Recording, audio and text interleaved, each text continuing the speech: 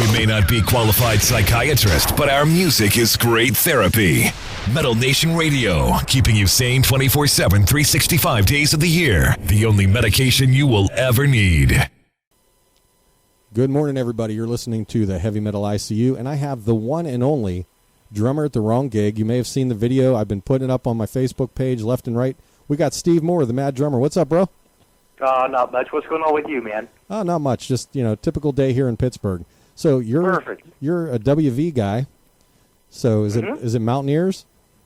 It is, actually. We really don't get back here that much, to be honest with you, because we do about 200 shows a year. But when we actually do come home, we like to come home to West Virginia and sleep in our own beds once in a while. It's kind of nice. And then when you do, is the Mountaineers your team? It seems to be the state team, Oh, man, I'll be honest with you. I've never watched a game of my life. Okay, well, that works. Never have. It's great. I certainly can appreciate the appeal. But to me, it's just not my thing. Okay, so on your video, the first time I saw it, I was watching it, and I'm sitting there thinking to myself, I'm like, wow, this drummer is pretty kick-ass, and he's in a wedding band. But, just because that's the impression I got. But you actually have some serious metal roots. So why don't you tell some people about your drumming history? Well, the shortest story that I can give to the whole thing is pretty much from the time of 6 years old when I started playing drums. Everything that I did was pretty much metal-based. My background is pretty much, your early Slayer, Anthrax, Metallica, Megadeth, Pantera, Iron Maiden, that kind of a thing. Pretty much, that's what I still listen to today. That's pretty much my roots. But as with most musicians, as they know, playing in original bands, it's very difficult to make a living. Even if you're in a fantastic band and the material is great and the guys are great and the shows are great, by the time you actually pay for production, and put everything together, it's just really, really hard to make a living doing that. So I did that for years and years and years. And then finally, Rick from Rick K and the All-Nighters gave me a call, and his previous drummer was going to retire and wanted to know if I wanted to sit in for a few shows and see how it goes. So we did, and basically, several years later, what we ended up doing is just taking everything that I had from my metal background, and instead of making it vicious, if you will, we kind of found a way to spin it, and put some comedy behind it. So a lot of what people see, that's really, it's actually rather genuine, because it's just nothing different than, what I've been doing pretty much ever since I was 6 years old. See, when I watched Wipeout with you guys, I was cracking up because you just walk off the stage and he gooses you with a stick. But I was waiting for you to come out with a marching band snare drum or a tuba or something, because just the humor. Tuba, that'd be nice. Yeah, just with the humor behind it. Like I said, I'm a big fan of the videos and the email that I sent you, and it's something really funny. But you mentioned Slayer as one of your major influences. There's an opening in Slayer. I really don't think there is right now. And I certainly don't want to dispute that, because maybe you're right. But the last that I heard was that John Detty was pretty much doing those shows and was probably going to be their full-time guy. Now, again, that's just what I've heard, so please don't quote me on that. And he's phenomenal. Don't get me wrong, I would love to be in Slayer. I'm not trying to say that. But with everything being said, John Detty's a badass. Dave Lombardo's a monster, but John Detty, he's great too, man. He's a great drummer. So if a big band came up to you, like say Ozzy, Motley Crue, Kiss, one of the big bands that you grew up with, and said, "Hey, Steve, we're looking for you to be our drummer," what would your feelings be on that? I would have to do it, to be honest with you. And a lot of people are rather surprised by Rick's take on that. They may think that someone like Rick would get upset over that. But I can honestly say I've been with Rick for a lot of years, and we've been on the road for a lot of years together. And, of course, he knows what I'm about, and I clearly know what he's about, and we have a great relationship, and we work very well together. All of that said, he clearly knows how hard I've worked, and if it was a band of that magnitude and they actually offered me a small tour or a lengthy tour, whatever that would be, he would actually be the very first guy to get behind me and tell me to do it. And that would surprise a lot of people, but he's really not selfish in that regard. He would want me to do it. So basically, at that point, we would just have to sit down and then just figure out everything's a scheduling thing. It really is. It's just a matter of looking at the calendar and just working out the holes. I mean, you look at someone like Mike Portnoy. I mean, my God, he's in like 8 different projects at the same time all the time. It's insane, but he makes it work. Because it's a scheduling thing. Yeah, they were actually just in Pittsburgh with Adrenaline Mob, so we got to sit down with John and Mike and everybody from the band and talk to him. And my favorite case is Mike's wardrobe case. And it has the Dream Theater logo on it. Yeah. Dream, what is it? I spent 25 years in Dream Theater, and the only thing I got was this stinking wardrobe case. Yeah, I love that. I actually have a picture of it because I got a laugh out of it. So yeah, it's great. It was pretty funny. So he still has the little humor behind it with Dream Theater. So speaking of Mike Portnoy, he's a big supporter of yours. And how did you two come about meeting each other and getting to check each other out? Well, basically, whenever the video first started going viral, and when I say viral, I mean within like maybe, I don't know, 500,000 hits, something like that. I don't even think it had actually hit 1 million hits yet. So within the first 15 minutes. Very early on. I'm sorry? So it was like within the first 15 minutes of the video coming out, basically. Pretty much. Yeah, it really was. I mean, it really truly was within like the first day. I mean, that is actually the truth. But I think even before it hit 1 million hits, Portnoy had actually tweeted about it and put it up on his, Facebook and all of that. So I reached out to him, sent him an email, and to be honest, I really didn't expect to hear anything back from him. And I basically just told him, hey, I really appreciate the support. I appreciate the nice words. Clearly been a fan for many years, so it means a great deal to me. And whatever, 15, 20 minutes later, he actually emailed me back. And it turned out to be a great, great guy. And I really, honestly, I give a lot of the credit to Portnoy. I really do. I know he's not the one that uploaded the video, but from a, how should I say this, from an industry standpoint, not so much a fan base and just normal people, but from a music industry way of looking at it, to have someone like Mike Portnoy so early on validate what I was doing, that gave me kind of like an underlining credibility, if you know what I mean by that. It wasn't so much a joke, even though it was funny, and of course it's intended to be funny. That's the way it's supposed to be.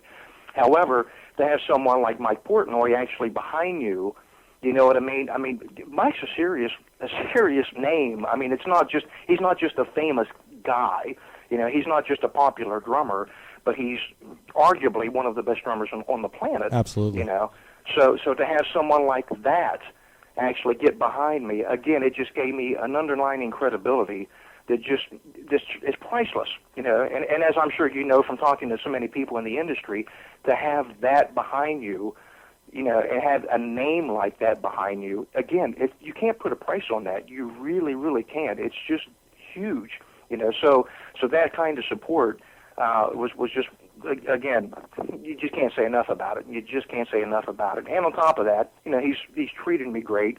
We still talk, email, that kind of thing. And he's great, man. He really is. Not to sound like a fanboy or anything, but he's really, really been great to me. Okay, so how long did it take you to master these moves? I know my son sits downstairs. There's a bunch of holes from the sticks in my wall and everything, and scratches and TVs just trashed from it. How long did it take you to master the Mad Drummer? It was such an ongoing process. It really wasn't something that I woke up one morning and decided, hey, I want to be like this.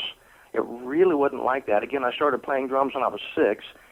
So, really, really early on, I was into drummers like, clearly, the obvious guys, Tommy Lee, Keith Moon, even Ginger Baker, Gene Krupa, guys like that. So a lot of it just came as wanting to just twirl a drumstick. That was it. I mean, that's the first one you do is twirl a drumstick. And then you learn how to do it. and then you finally get the balls to do it, in front of people, and you're just a tiny kid, and you go out and you play and you twirl a drumstick, and then everyone kind of pointed at me, and I noticed that again, really. I mean, I was in like grade school, and so you do it again, maybe 2 songs later, and people point a second time. So really early on, I kind of went, oh, okay, I get it. So I just got to twirl my stick, and people will point. All right, well, what if I twirl with the other hand? Or what if I do this? What if I do that? So again, you just kind of up it year after year after year until the point when I was probably maybe 16, I'm guessing, 16, 17. And my old band at the time, we opened up for a band called Rothschild. And it was actually even before they changed the name to Rothschild America. It was back in the old days, and before they got signed to Atlantic and all that. But anyway, the drummer's name was Shannon Larkin, who is now been the drummer for Godsmack for probably 8 to 10 years. That's where most people would know him from. But back in the day when he was with Rothschild, I mean, my God, he was just an animal. Just an absolute freak. So whenever I saw that at like 16 years old, it actually almost devastated me. And this sounds like a funny thing, and I'm actually being quite serious. I actually got really depressed after seeing Shannon play. He was very nice to me. I don't mean to imply that. He was very nice. He was gracious. He let me play his drums and blah blah blah blah blah.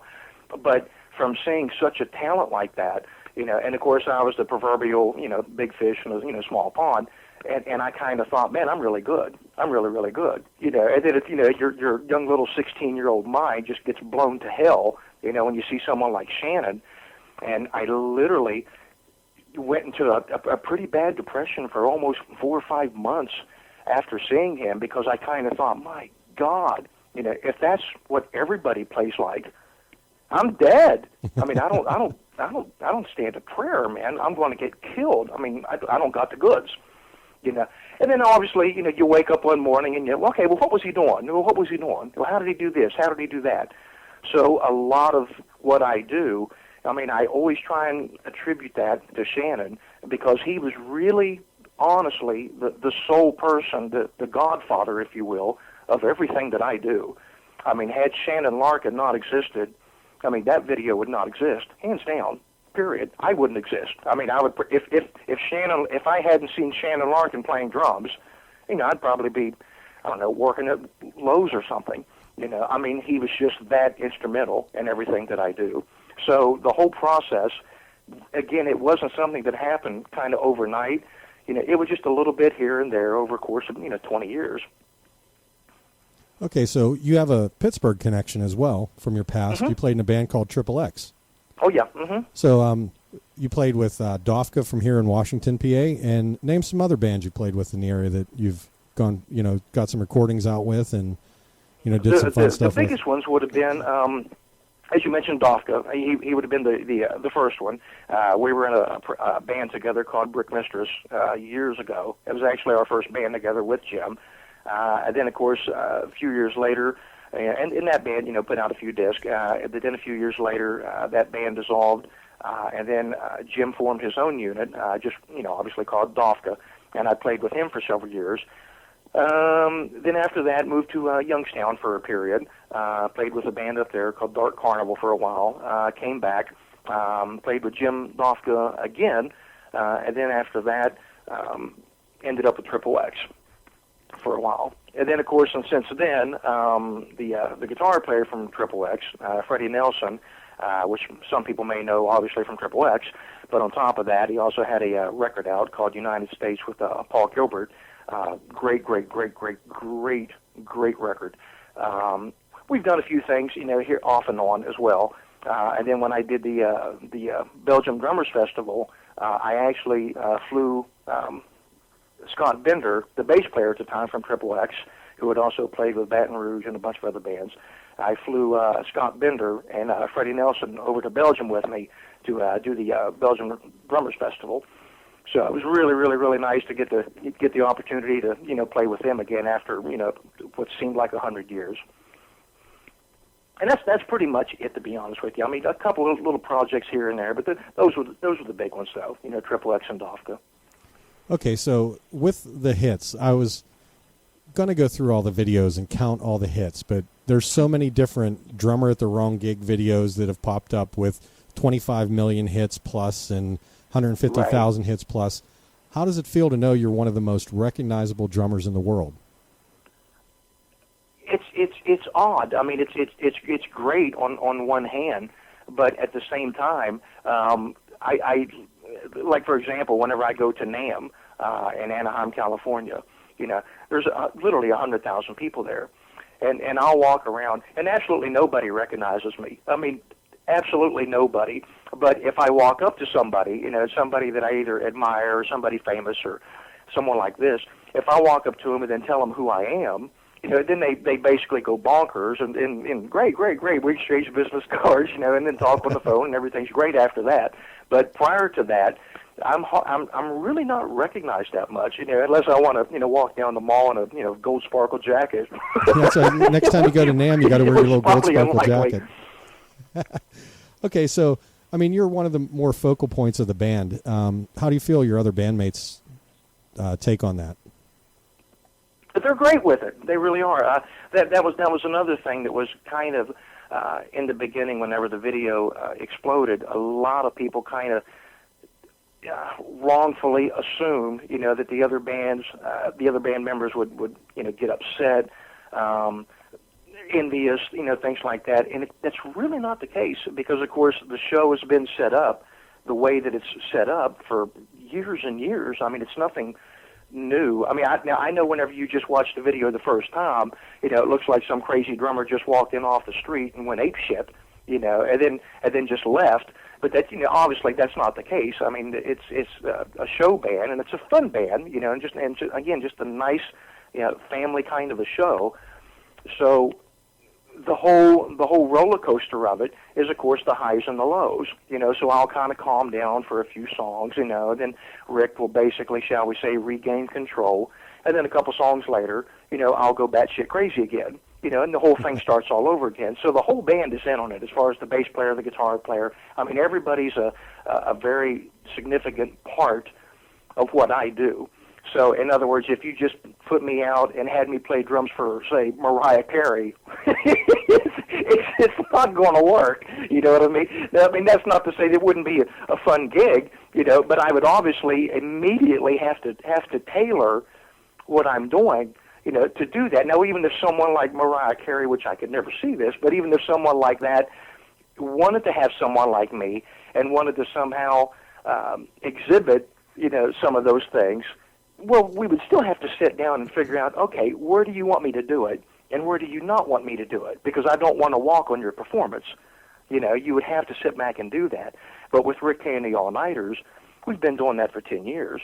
So we already know the places where I'm walking on someone, and if I'm walking on someone, I'm doing so intentionally, not disrespectfully. I'm not doing it to try and necessarily be a spotlight hog or a showboat, but that's the place in the song where I'm supposed to do it. And then if we're doing a ballad, well, then clearly I pull back and I let someone else do what they're supposed to do. So as far as any kind of jealousies or envies, that's really not the case. I mean, they're pretty much as supportive as you could get. Okay, now with all your hits on YouTube and your viral sensation, you got some competition right now, man. There's a little 6-year-old drummer named Avery Mollick. Yeah. That kid's pretty badass. I actually posted him up on both my Facebook pages maybe a week ago or 5 days ago, something like that. Yeah, he's killer, man. He's killer. I mean, and what the funny part, at least to me, on top of the fact that he sounds great, but the funny part is he looks like he's almost going to fall off his chair because you know what I mean. He's just so tiny, and his legs are so short he can hardly even reach the bass drum pedals. So yeah, he's killer. He's killer. I mean, I think you two should get together and have a drum off. I think that would be hysterical. He may play my clock. I don't know. Just imagine the hits that would get, though. I'm willing to bet there would be at least 2 million hits in an hour on that video with the two of you going at it together. There's actually another drummer, now that you mention that. And we've actually talked about trying to do to collaborate on something. We just haven't actually found the right song or the right way of doing it or the right bridge to make that happen. But there's a guy named Holland, And if you're not familiar with him, to any drummers out there, you really need to look the guy up. Again, his name is Luke Holland. He's just fantastic. And, of course, he has an unbelievable internet base. I think he has, I don't know, close to 100,000 friends on his Facebook, or, 100,000 likes. And, of course, his other Facebook profiles obviously maxed out. But he does a lot of the same things. It's not the way that I do it. I mean, we really don't do it the same way. But at the same time, it could really be a nice thing to actually, go head to head, kind of like a Buddy Rich, Gene Krupa sort of thing. So we've been talking about that. That would be pretty cool. I just pulled up his little YouTube page here. He has 140,000 subscribers and nothing less than 170,000 views on each video. They go all the way up to in the millions on these videos. Yeah, he's a killer. He actually he just dropped me an email out of the blue, probably, I don't know, maybe 8 months ago or something like that. I forget exactly, maybe 6 months ago now. He just dropped me an email, basically, hey, I'm a big fan, blah, blah, blah, blah, blah. I'd love to do something with you. So he left me his number, and I called him on the phone, and we talked for a while. Really, a sweetheart of a guy. Really, really, really, really super nice guy. So hopefully we'll do something at some point. All right, man. Well, hey, I appreciate you taking your time out and spending some time with us here at Metal Nation Radio. Is there any shows you guys got coming up that the listeners can go check you out at if they haven't seen you already? Oh, man. That's actually a really good question, but I'm absolutely at wit's end. We play so much that it's very rare that I even look at the calendar, and that's the truth. I mean, it's just constant. So the best way to do it is obviously just go to www.themaddrummer.com, and all the tour dates are there. And if there's any questions, obviously anybody can feel free to just drop me an email. The only thing that I ever ask people to do is please, please, please go to my website and actually email me. Don't do it through Facebook, because I just get so many comments and so many emails through Facebook. It's impossible to keep up. So it's not that I want to ignore anybody. It's just I'll never see it. I'll see it, but I won't see it for 9.5 months. Right. I mean, literally, it takes me that long to get back to everyone. Where if you just drop me a standard email, that comes right to my inbox. So if there's any questions about shows, anybody can just reach right out to me, and I can steer them in the right direction. Okay, and the final question for you: what was the craziest thing you've ever had thrown up on stage at you? And I actually have an answer for that one, believe it or not. This has been a couple years ago. The band was playing in Florida, and we were playing a fair, and there was maybe, I don't know, a couple thousand people there. But it was a really nice layout. But they had in front of the stage, about 5 feet in front of the stage, they had those really big rocks that are like the size of like an apple. Just really, really great, huge gravels, just for decor, right, to make it really, really pretty. And we were playing, and we got halfway through Unchained Melody, and Rick is actually up in the middle of the stage, and he's singing, and he's being all dynamic and blah, blah, blah. And this little tiny kid, probably, I don't know, God, he couldn't have been 4 or 5 years old, comes up and he starts trying to talk to Rick, while he's singing. Well, of course, Rick tries his best to, keep his composure, and he's singing and he's trying to, give a real, nice, performance. About that time, this little tiny kid just reaches down, picks that damn rock up, and throws it at him. It was the best thing you ever saw in a million years. Now, a couple thousand people, little kid comes up and throws a rock at Rick Kay. It was killer. But did he hit him in the nuts? Fantastic. And, of course, he laughed. I mean, he wasn't, upset, obviously. But that's probably the best one. Having a little kid throw a rock at your singer, that pretty much rules. It would have been funnier probably if he hit him in the nuts, because that would have just... You would have had to break out into a solo or something for a minute while he gained his composure back. So yeah. Yes, I mean, I've heard some wild things from John Moyer. They had a leg thrown up on the stage to them. Wow. An artificial leg to autograph. Right. Lita Ford had a condom filled with noodles thrown at her. Ouch! Yeah. So, and I was like, was that like cock soup or something? Because I couldn't figure out what you'd call it, Right, and, right. The best that's one. Rough. The best one was Art of Dying. They said they were playing, and all of a sudden they saw this wheelchair come up with somebody in it and just fly right up onto the stage. So, I mean, I love the road stories. We'll have to get together one night. Maybe if you're ever in Pittsburgh, get you in the studio and sit there and do a road stories show. Yeah, that's great, man. Because I'm actually up there a good bit. Because I still, whenever we have days off, which isn't that often, but whenever I do, there's a lot of times I still shoot up around the Washington area, and still visit, Jim Dofka in his studio, and then a lot of times I'll drive on up to Pittsburgh, and again, visit with Freddie Nelson for a while. So hopefully sometime we'll try and line something up, man. That'd be great. All right, it sounds good. This is Trauma with Steve Moore, and you're listening to Metal Nation Radio. We are Metal Nation Radio, playing the best classic metal, thrash metal, death metal, and so much more. Tune in to metalnationradio.com because united we rock.